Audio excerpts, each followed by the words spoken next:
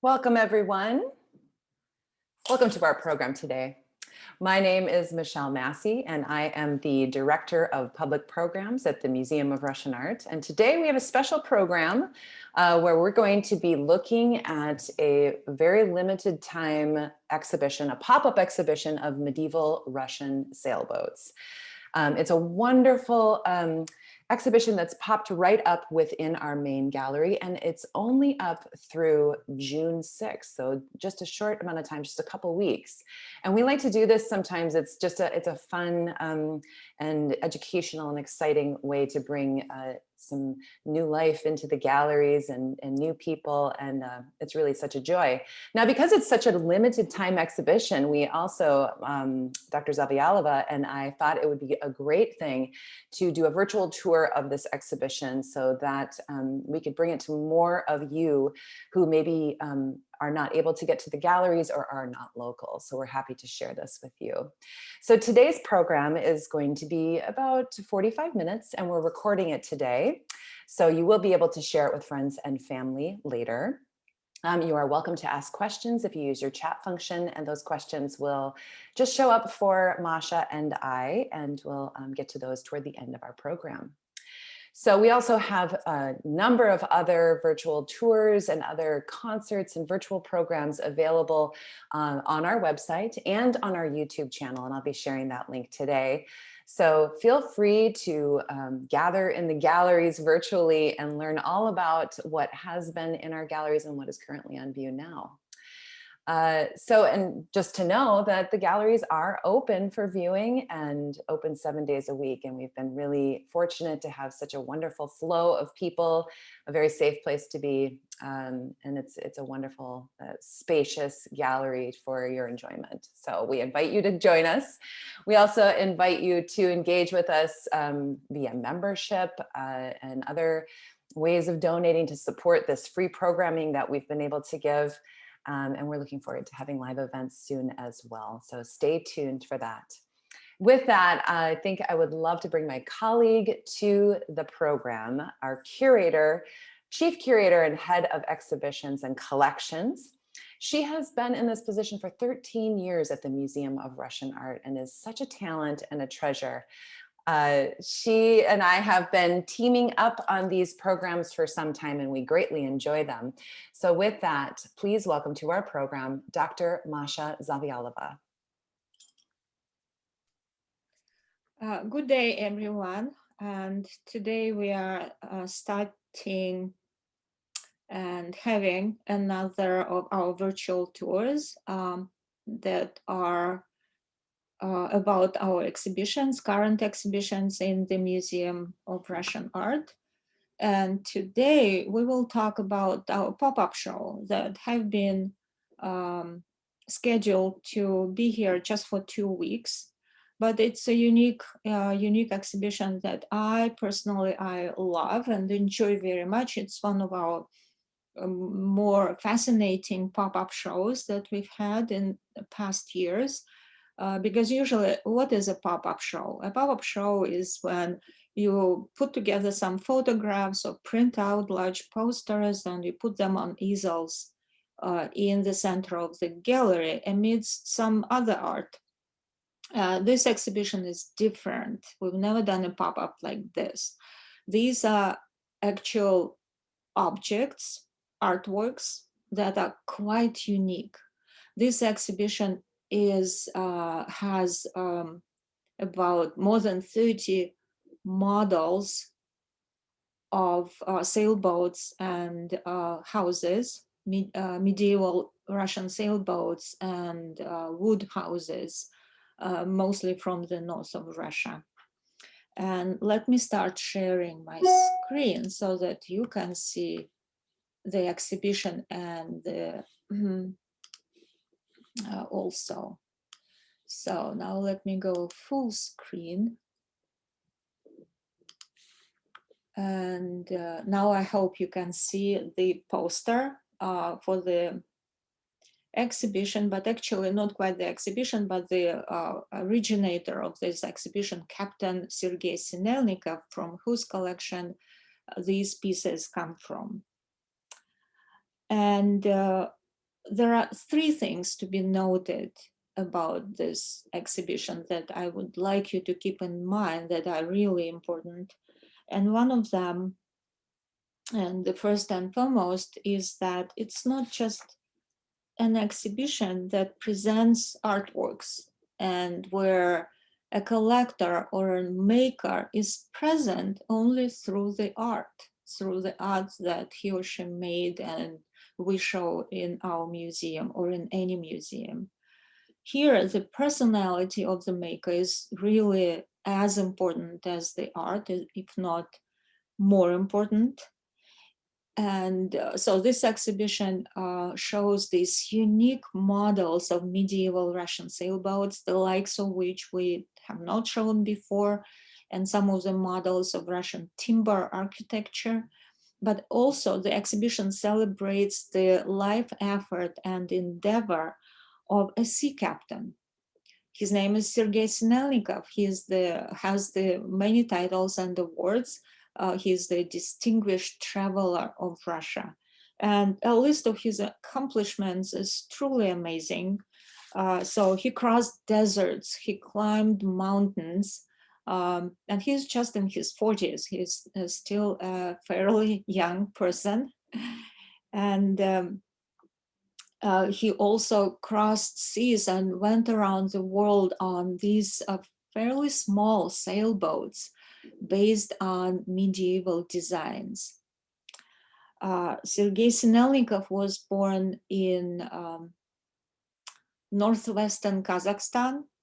I was amazed to know that he actually comes from the town where my father was born. And I stayed there, lived there for a year as a child. And he went to school in Uralsk. That was the former Russia, one of the Cossack communities, and now it's Western Kazakhstan. Sergey, he began traveling around the world and climbing mountains and walking through deserts fairly early, in early 2000s. In 2002 and between 2002 and 2004, he was part of the tour, which was called Around the World on the Ural motorbike. And he actually went around the world on a motorbike, a Russian-made, the Ural. Also, he traveled on a rowboat across the Indian Ocean. He participated in the expedition through 7 deserts of the world on a motorbike, 2006 and 2008. He participated in the walking tour of the Western Sahara Desert, about 800 miles in 2010. And then he also went into the construction of medieval sailboats. And his first sailboats was the Ladia Rusich. And in 2010, 2014, he went through the seas and oceans of the world on this boat. At present, his boat, the Pilgrim, which is also a medieval Russian sailboat, built in 2017 by Sergei and his crew, and based on medieval designs. At present, his boat is in Duluth. That's where he's stationed. And the planning to cross the United States to go to Seattle on land and then go along the coast up to Alaska and then the Russian Far East. You can see that boat, the Pilgrim, and some of the photographs. This is Sergey here. Unfortunately, he is actually connected to us and probably he's watching this program, but he's in a seaport in Duluth right here, actually, somewhere in this area. And the connection is not really good today. And he could not be connected to us, although we talked to him briefly. So this is the boat that he crossed the Atlantic Ocean in, and currently the boat is in Duluth. If you would like to travel to Duluth, you will see it there, but probably it would be good to schedule with him before that. Also, one of the fascinating things about the way Sergey travels around the world on a medieval, fairly small sailboat is that it's a family project for him. So here you can see his two sons, and I believe in just 3 or 4 years ago, they were just 11 and 13, I believe, and they traveled through the Atlantic Ocean on this sailboat together with their father and the mother. So it was a family project traveling across the ocean with a family with young teenagers. And also, one of the fascinating projects that's quite interesting to me was his travels through Russia, the famous ancient pre-Mongolian, which is like the 9th through 11th century route, which was called from the Vikings to the Greeks, or from the Vikings to the Persians. That's how the northern Russia, northern Europe was connected to Southern Europe and actually Asia, Persia and Turkey, and well, it was the Byzantine Empire at that time still, through a system of lakes and canals. And Sergey and his crew wanted just to repeat that trip that was done by Northern Russians and Vikings that always lived in a very close proximity and in close cultural connections, cultural ties with each other. So you can see here the Norway, the Sweden, Finland, and that's how this famous early medieval route from the Vikings to the Persians happened through the Baltic Lake, then the Neva River. Here you can see the Finnish Bay, the Gulf of Finland. This is the location of the present St. Petersburg, my native city, through Ladoga Lake, then Lake Onega, through a system of lakes, and to the Volga River, all the way down to the Caspian and to the northern Iran, Persia. And Sergey repeated this or did this trip throughout all the rivers and canals. Actually, in medieval times, one part of the trip was done because there were no canals dug yet, and some of the boats had to be dragged on land for a short period, for a short distance. So Sergey himself comes from here. That's where Uralsk is, now Western Kazakhstan. But he is now the citizen of the world, of course. That's the boat. You see it's fairly small. And now we see this boat on Lake Superior. I'm sure you can recognize some of the sites in Duluth. Sergey has a twin brother, Alexander. And here you can see it's not Sergey, although they are remarkably similar, looking alike, they're twins. So Alexander participated in many of the fascinating travels around the world's mountains, deserts, seas, and oceans. But he is also the art maker of the family. It was him who made all the models, and here you can see he is fixing a lid on one of the models here that we are showing in our museum. And this is the second thing that, remember at the beginning, I said there are 3 things that we should note about this exhibition. So the second thing is that, you know, there are models of boats are quite common and popular, and people collect them, or sometimes just buy a model of a sailboat to put on a mantle shelf or just to decorate the interior. And these models are made by craftsmen. But here we have people, Sergey and Alexander Sinelnik, who are actually shipbuilders. So their boats are the exact, very accurate copies, replicas of actual boats. And I'm sure if you could magically enlarge these boats and make them a life size, they could sail. Because you look, when I looked at these models, when we just got them and I was preparing them for the exhibition, like every single detail, all the masts and ropes. That's why these models have a lot of string and threads, the imitating cables and ropes, and the rigging of an actual sailboat are where they are. So that's another thing that's fascinating. When I look at these boats, I trust their designs because these people build actual life-size boats that are capable of traveling around the world. And this is the Pilgrim. So now we are not in Duluth, we are in our museum. And this is the exhibition. If you have a chance, you should just see it in person. It's just a fascinating show to me. They are not large models, but they are exact, accurate replicas of medieval Russian sailboats.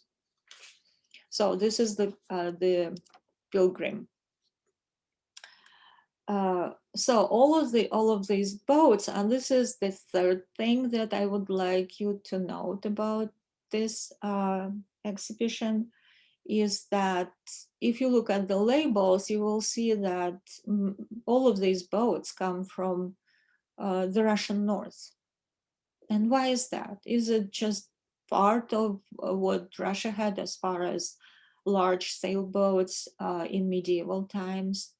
Or is there a historical secret behind it? Yes, there is. Because before Peter the Great, before the 18th century, for 1,000 years, Russia actually did not have a lot of access to seas and oceans of the world, except for even the Baltic was blocked by the Swedes, even though in earlier times, in the pre-Mongolian times and partly the Mongolian occupation of Russia, of the Russian states. Yeah, the Baltic, the access to the Baltic was blocked. And the only access to the sea was through the White Sea into the Arctic Ocean. So no wonder all of these boats that we see here come from the Russian north. That was the only fleet Russia had for 1,000 years, probably, that was built in the north of Russia. And part of it also is that we can see some wooden buildings here, also from the Russian north. And I'm just very happy that Sergey and Alexander supplemented their sailboats models with, traditional Russian timber or wood structures, also from the Russian north.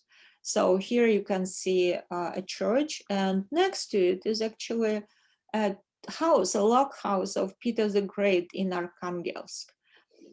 Peter the Great was a great innovator, as quite a lot of rulers, and especially autocratic rulers, quite controversial, but no denying the fact that he was a great reformer, and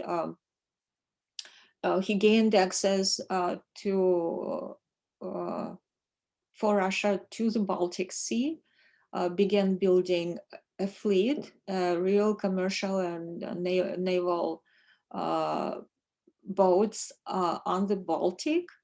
But before that, while he was still young, he would go to the north and work with shipbuilders there to build the first Russian state-owned or Tsar-owned fleet. And here you can see his house in the Arkhangelsk region in the Russian north. And this is how our exhibition looks. It's a pop-up show, that's why it's not large, but it's truly fascinating in the middle of the gallery. Some of these boats that you see, Sergey and Alexander, his brother, and both of them are members of the Union of Artists of Russia. We have a sticker crediting the Artists Union. They support them, and we are happy to say that the Alexander, who made these boats, is apparently a professional artist, member of the Union of Russian Artists, or Artists of the Russian Federation. So this boat is only half made, not because it's unfinished. It just shows how these boats were made with the ribs. And these are the boats that sometimes people say, or people experienced and experts in medieval shipbuilding, they say these are not built boats, they are sewn. These boats were built without a single nail, without any metal hardware. They were tied together with juniper roots and spruce roots. So parts of trees. And that's also another fascinating thing about these boats. So here you can see a typical Russian, not typical, quite amazing actually, but there were quite a number of these wooden churches in the Russian north. There was no need to build of stone, and there was stone available, but there was plenty of wood. Russia, to this day, the Russian Federation has 20% of all the forests of the globe. So 1/5 of all the forests is in Russia. Well, of course, it's Siberia that accounts for the forest, but the Russian north is a very densely forested area. And the woods, quite often in Russian fairy tales, actually, you see that characters are not afraid to go to the woods, to the deep, deep, dark, mysterious forests. They go there when they need a solution to their problems, to look for a house of the Baba Yaga or whatever, just to look for what they lost.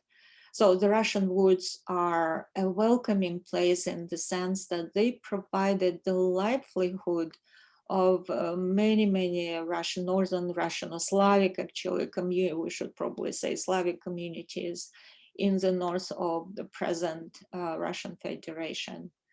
Wood, timber as construction material, firewood as the heating, the fuel to keep these houses warm throughout very long winters.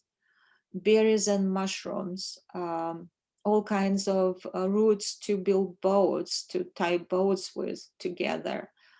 Medicinal herbs, also birch twigs to use therapeutically in the Russian sauna, and we will see a model of a Russian sauna here. And scores of other things. Well, of course, the hunting ground, and nuts, pine nuts. So the woods provided truly the livelihood and the life support for many northern Russian communities. That's why the Russians are not afraid of wood. In our fairy tales, the wood is something that helps you versus being this dark place where dangers lurk. Still a lot of dangers, of course, thinking about huge Russian brown bears. And so some of these models include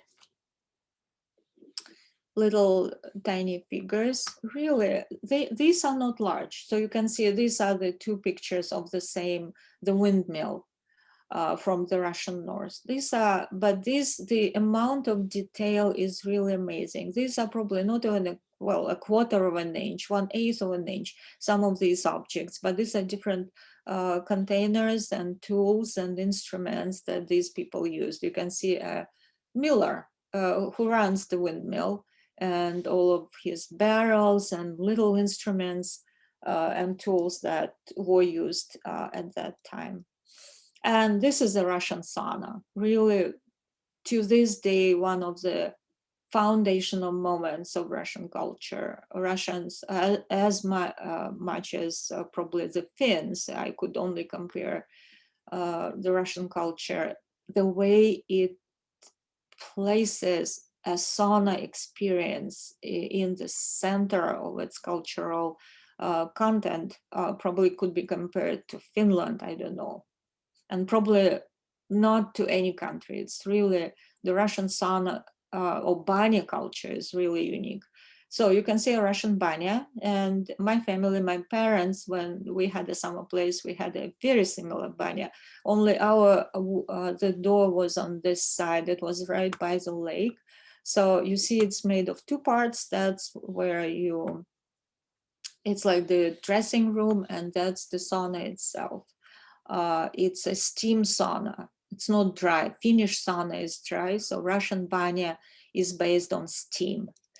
And usually there would be a stove with stones to pour hot water on to produce a lot of steam. A really amazing experience, especially if your banya is on the shore of a northern lake, and you can emerge from the banya naked and jump into an ice cold lake and then back into that incredibly hot and steamy place.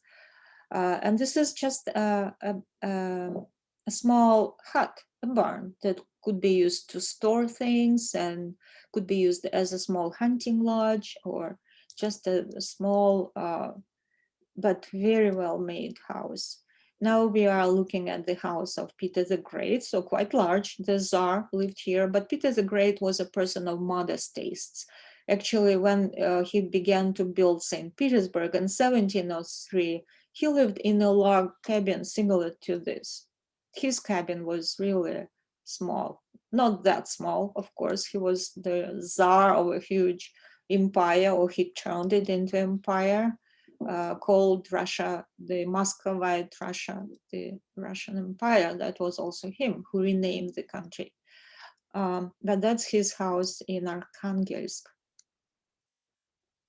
And here we see people, you see these little figures. I am showing these slides for you just to enjoy the level of detail that these models have. And even these little figures that are under an inch, they are less than an inch, are still wonderfully made. Look at the body language. Look at how well proportioned and correctly proportioned these little figurines of these shipbuilders are.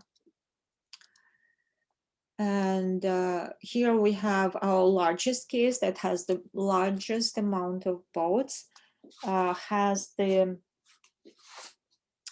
Russian fort from Siberia in the center, imitating an island, and there are boats swimming around it. And all of these boats are specific boats that have, actually, they have names. What you're looking at here, this is a combination of a rowboat and a sailboat, is the famous Ushkoi. Ushkoi was a large flat bottom boat with sails and oars. So it could sail in shallow rivers. And so Ushkoi boats were used in the Russian north and up down to the Caspian Sea.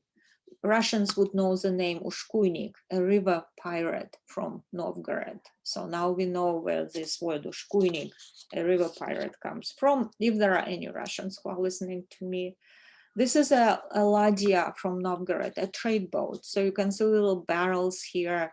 Ladyas were used in the Russian north starting from the 9th century and probably even earlier. So this is the ladya boat. And that's called Ostrog, a Russian fort made of made of logs. And this is the koch, Siberian koch.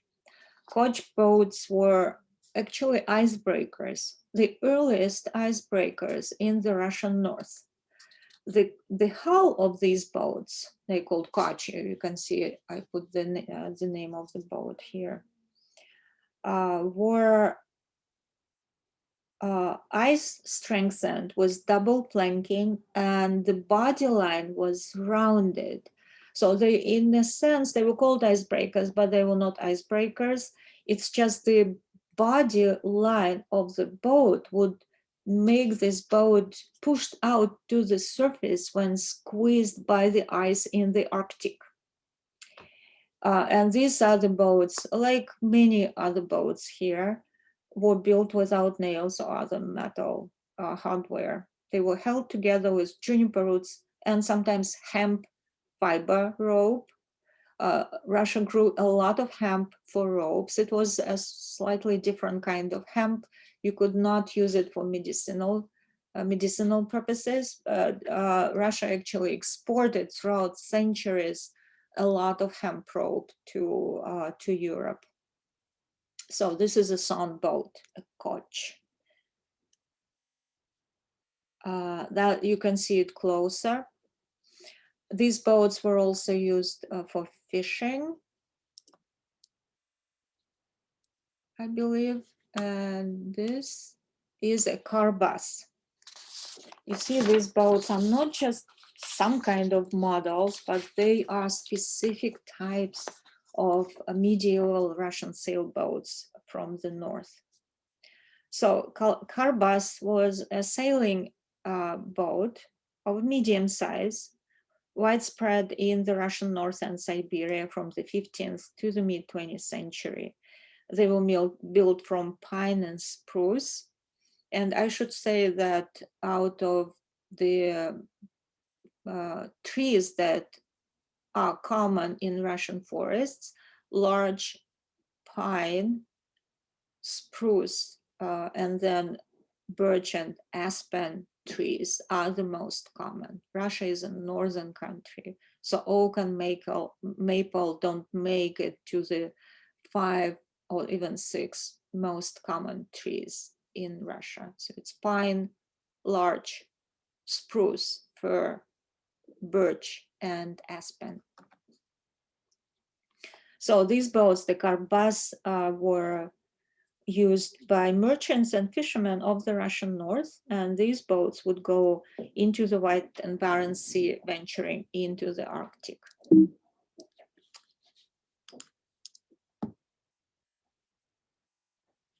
Soima. Soima comes from the Novgorod region. Soima boats were popular in medieval Novgorod. Novgorod, before Moscow arose to prominence, Novgorod was the largest, most important city in northern Russia. Very close to Scandinavia, Novgorod was had close cultural ties with Sweden and Norway, with the northern countries of Scandinavia.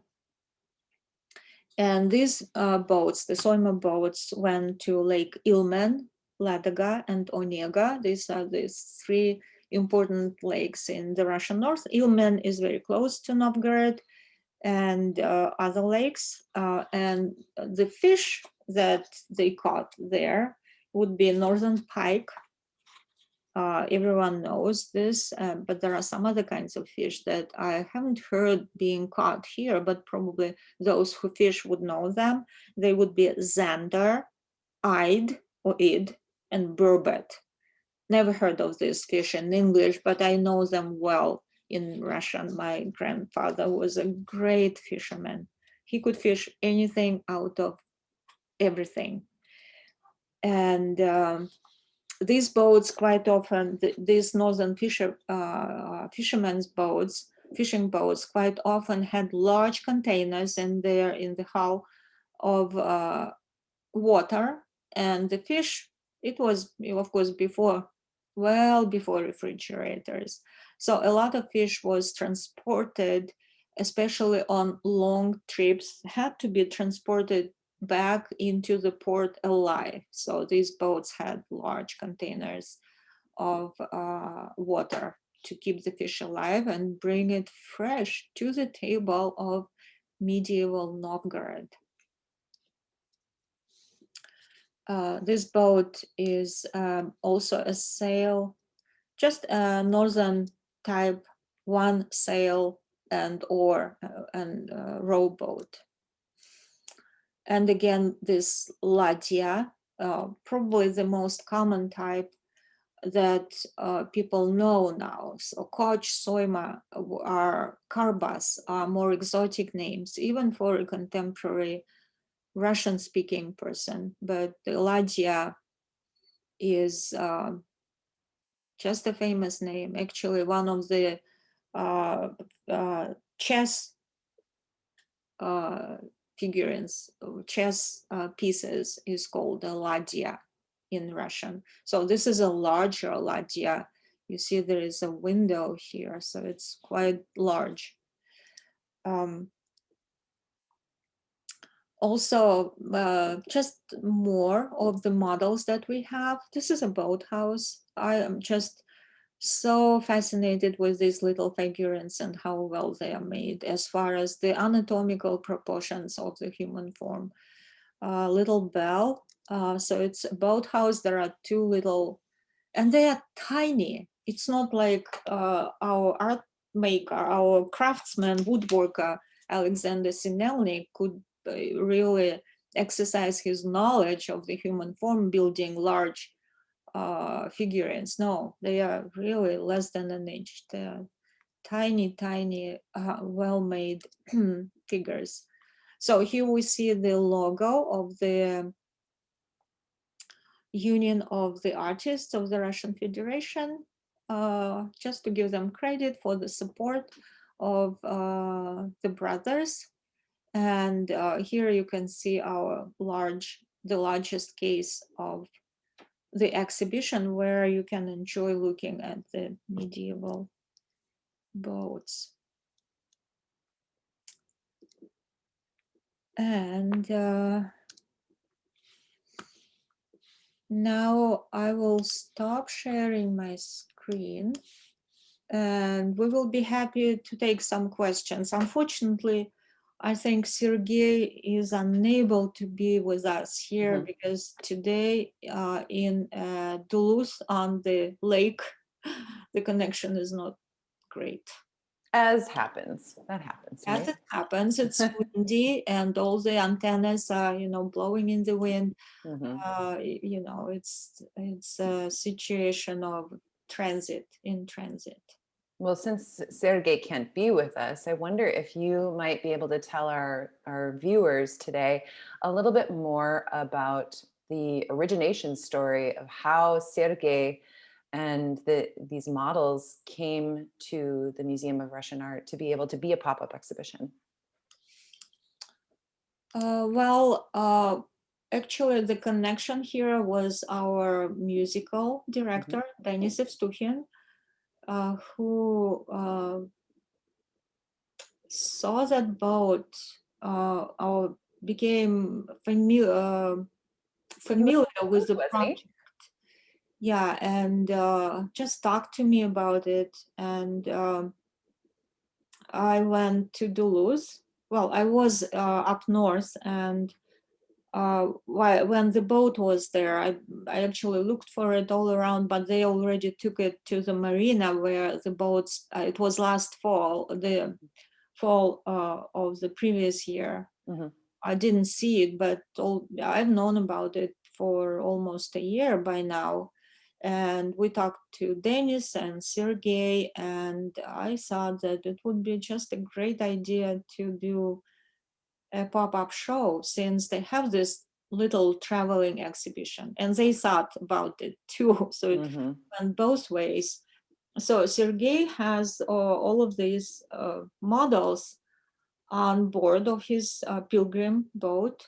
And whenever he travels, he tries to show these models and do a little bit. So his project is not just enjoying the adventure of his life, but also an educational project, which I totally share, understand, and admire as a museum worker. Mhm.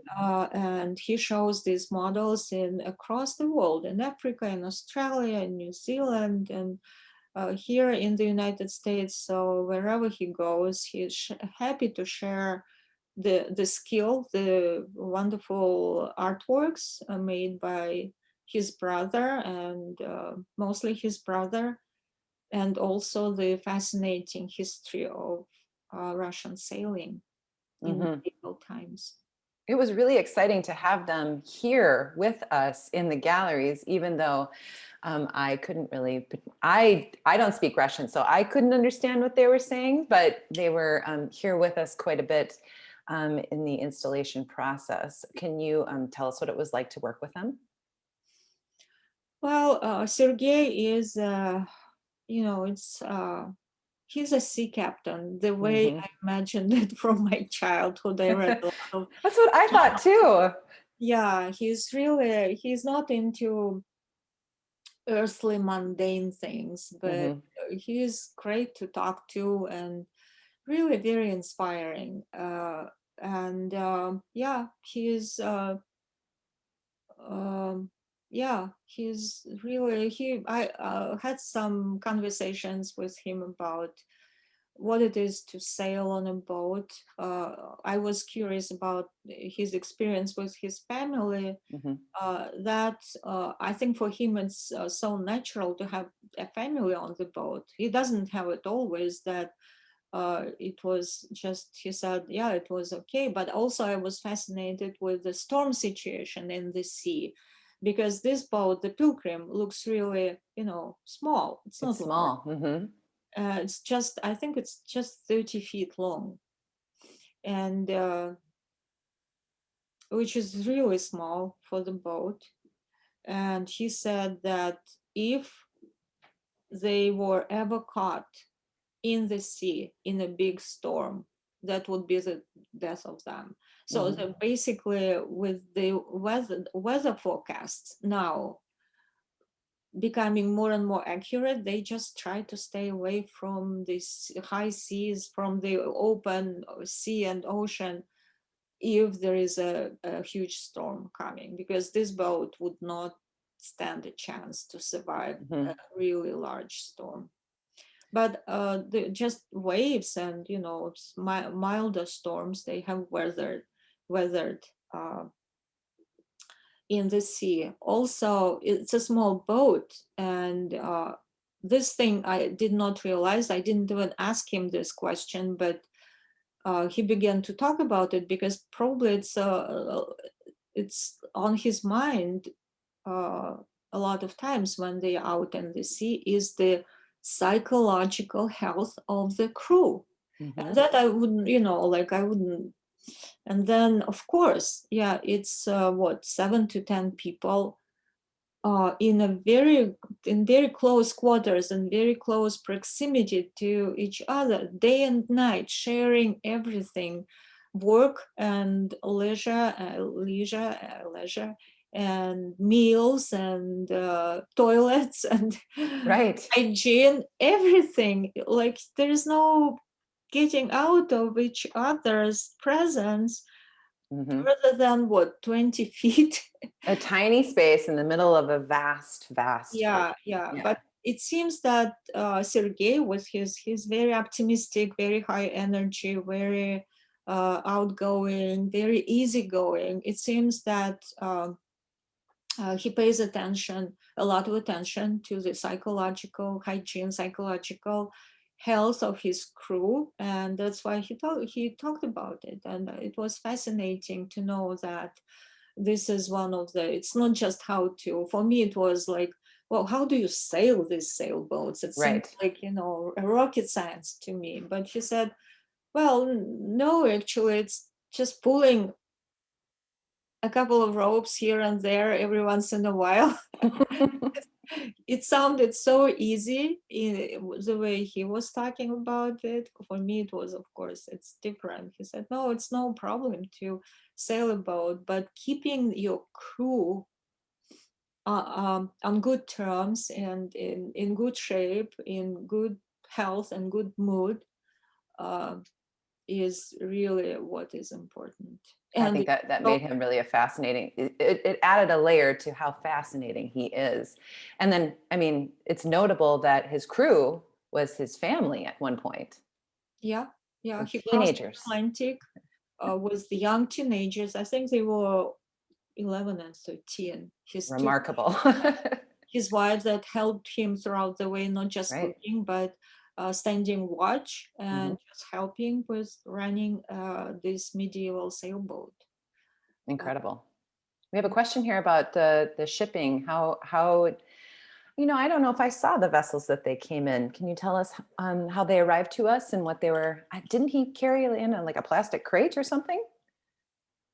yeah, meaning these actual models, Yeah, they are not large, and each of yeah, them they're had tiny. like a plexiglass lid, as we Mhm. saw on that picture, on that photograph, where we saw Alexander, his twin brother, Mhm. and yeah, they were in a large container, very large, Were most of these on the them. boat with him? Were the models? Did he ship them separately? Oh, they were on a boat. Ah, see, Um, that's incredible. yeah, I don't think he shipped them separate. No. Probably brought some of them from.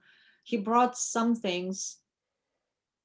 No, I know that he exhibits these models when he travels, when he goes sails around the world. So, but they most of them would fit into a container, probably this large and Yeah. this tall. So Mhm. it's just tucked in the corner of the hull of the boat Mhm. somewhere, or it could be even probably, yeah, it's they were very tightly packed, very economically packed, very smartly packed, so they don't take a lot of space. It's a remarkable collection, and I'm so glad that it kind of organically arrived at our doorstep in a way. I know it took some development and time, as all exhibitions do. What was there anything surprising that you learned in this process from Sergey, or did you really delve into this research of the vessels with this exhibition? Or I know you said your grandfather is a fisherman. Did you know some already? Tell us Yeah, about of that. course. Ladia, first of all, there is a famous painting by Roerich showing these the Ladia type boats on the Mhm. Volga, I believe, or on the Dnieper going to either, well, they were, those people who traveled from Novgorod to the Caspian Sea or to the Black Sea. They were pirates, like a lot, Mhm. like we know what Vikings did. Same Mhm. as some of these northern Russian warriors. That's what they did. They went to southern countries and raided and robbed and took um, prisoners. Mhm. And my grandparents, so my father come from a similar community on the Ural River. Ural is that's where Sergei comes from. Probably Mhm. that's where his fascination with the boats come from. So the Ural River. And my father was born in the same small town that Sergei lived as a youngster. Oh my. And yeah, it's a very strong community with very strong traditions of fishing and also um, serving the Russian Empire. And before that, going to the Caspian Sea to raid southern countries like Turkey and Iran. There was Mm. my grandmother was remarkably non-Russian looking. I think there was some kind of a slave girl in my background, either Oh from my goodness, Masha. yeah, she had the eyebrows that I actually inherited from her, the Interesting. nose, the dark hair. So definitely, uh, there was something there.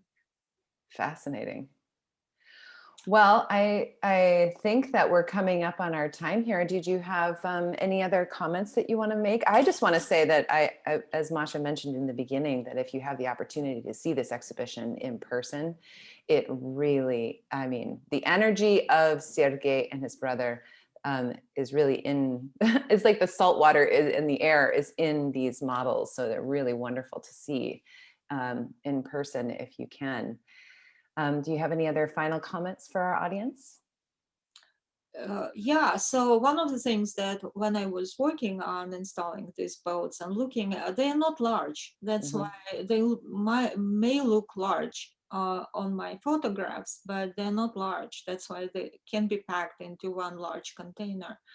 I just realized that coming from the family of a shipbuilder, they are probably the most accurate models that you can see around in any museum in any country, because these people know what a sailboat is about. So every single rope, every single little tiny thread that they attach to these boats and the sails, these are accurate models. Like I mentioned previously, if by magic this would be enlarged to life size, they would sail.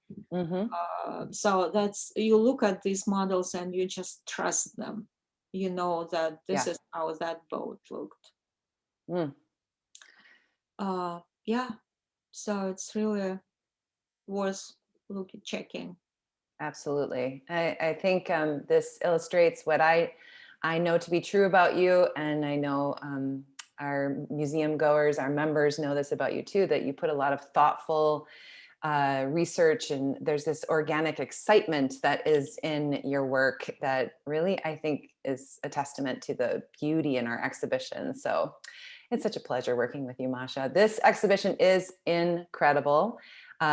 As we mentioned, only up for a few more days through the 6th of June. We are also coming to the end of 2 of our main exhibitions. And just before we go, let's tell our viewers what is coming up next in the main and the mezzanine galleries. Yeah, so we are changing over in slightly over a week and 10 days. Actually, we're closing the Kromina show that you see behind me, and the Korzhev show that you see behind Michelle.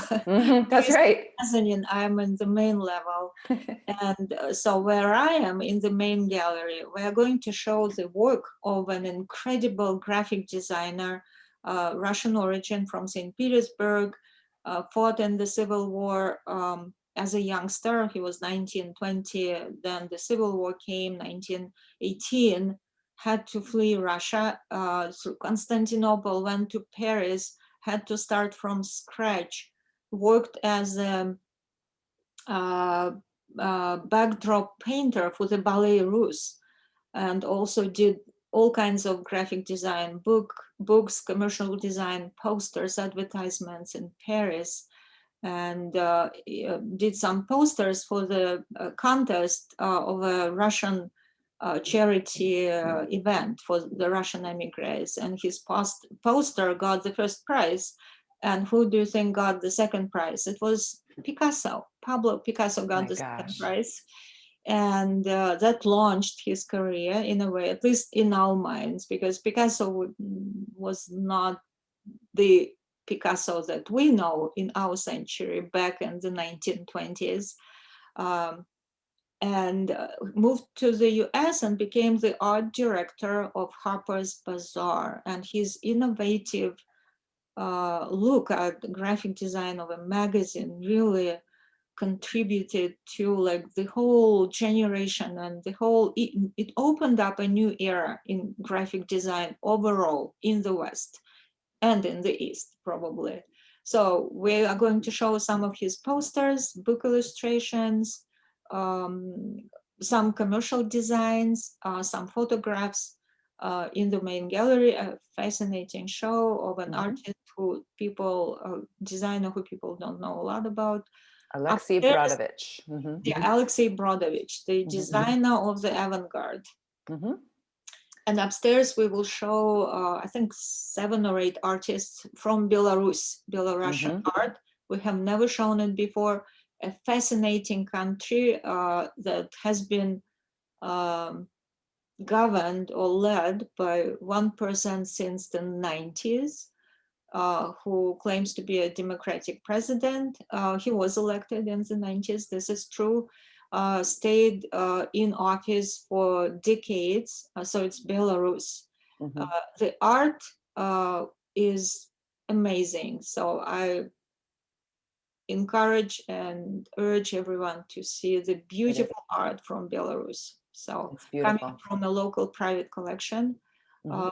to very interesting exhibitions, the likes of which we have not done before. We've never shown Belarusian art here, the formerly Soviet Republic, and we've never shown the work of Alexei Brodovich.